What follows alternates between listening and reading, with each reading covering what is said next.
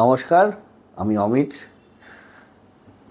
2021 সালের মাঝামাঝি থেকে রাজ্যে স্কুলে নিয়োগ দুর্নীতির মামলা নিয়ে হাইকোর্ট একের পর এক অর্ডার দেওয়া শুরু করতেই অন্যদিকে আন্দোলন শুরু হয়েছিল শিক্ষকদের মধ্যে।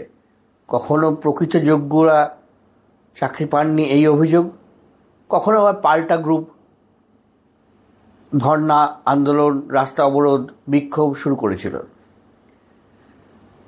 আজও এই সুপ্রিম কোর্টের নির্দেশে 26,000 নিয়োগ বাতিলের পর আজ একদিকে সল্টলেকে, অন্যদিকে কসবা ডিআই অফিসে এমনই ধর্না বিক্ষোভ চলছিল। আর সেই কসবায় এবার আর কলকাতা পুলিশ বিক্ষোভকারীদের কামড় নয়, একেবারে লাঠি চালিয়ে দিল। মনে আছে আপনাদের হয়তো যে গত বছরে এমনই বিক্ষোভ একটা সমাবেশে এই স্কুলের শিক্ষকদেরই কয়েকজন মহিলা শিক্ষিকা, তাদের একজনকে কামড়ে দেওয়ার অভিযোগ উঠেছিল কলকাতা পুলিশের কর্মীদের বিরুদ্ধে। সেই ঘটনা নিয়ে যথেষ্টই অস্বস্তিতে পড়তে হয়েছিল কলকাতা পুলিশকে। আর আজ একেবারে লাথি মারার অভিযোগ, এবং শুধু অভিযোগ নয়, কলকাতা পুলিশ সেই লাথি মারার কথা স্বীকারও করে নিয়েছে এবং যা বয়ান দিয়েছে তাতে যে এই ধরনের ছবি কলকাতা পুলিশের মর্যাদার পক্ষে খুব একটা শুভ নয়। অর্থাৎ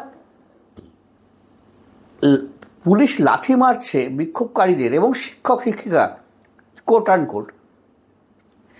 এটা খুব একটা, নাগরিক সমাজকে পুলিশ লাথি মারছে, এটা খুব একটা দেখতেও ভালো লাগে না, শুনতেও ভালো লাগে না। তা এই প্রসঙ্গে হঠাৎ করে মনে পড়ে যাচ্ছিল, এই সরকার ক্ষমতায় আসার জাস্ট পরপর 2011 সালের 20 মে শপথ নেয় রাজ্য সরকার। তার পরবর্তীতে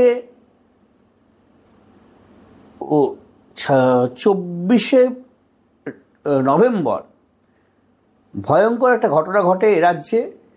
মাওবাদীদের যে নেতা কিষেনজির খুন হয়।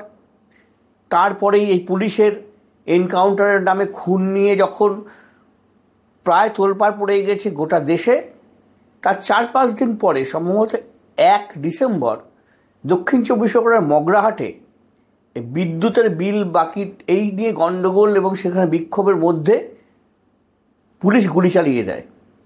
অন্তত 2 জন গুলিতে মারা যায়। তারপরে প্রবল বাকবিতণ্ডা হয়, রাজ্য সরকারের বিরুদ্ধে প্রচণ্ড রকমের বিক্ষোভ হয়। তখন রাজ্য সরকার একটা সার্কুলার জারি করে যে কোনো ল অ্যান্ড অর্ডার সামাল দিতে গেলে আর লাঠি বন্দুক নিয়ে যাওয়া যাবে না। সেই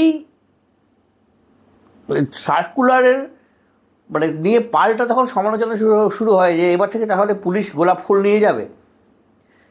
পুলিশ ল অ্যান্ড অর্ডার সামাল দেবে, কীভাবে দেবে, কতটা রক্তপাতহীন, কতটা মানুষকে বল প্রয়োগ না করে ব্যাপারটা হ্যান্ডেল করবে, সেটার ওপরে পুলিশের কৃতিত্ব নির্ভর করে। এখন সেইটা না করতে পেরে লাঠি পেটা, যেমন কিছুটা বিকাশ ভবনের ওখানেও কিছুটা লাঠি পেটা হয়েছে।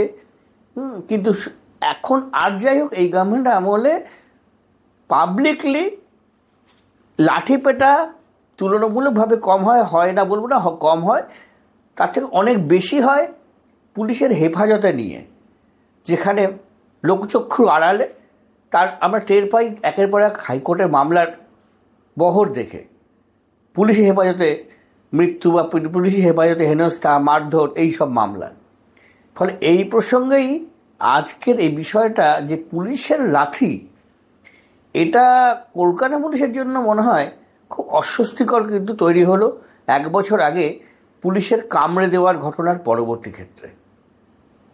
আজ এই পর্যন্ত, নমস্কার।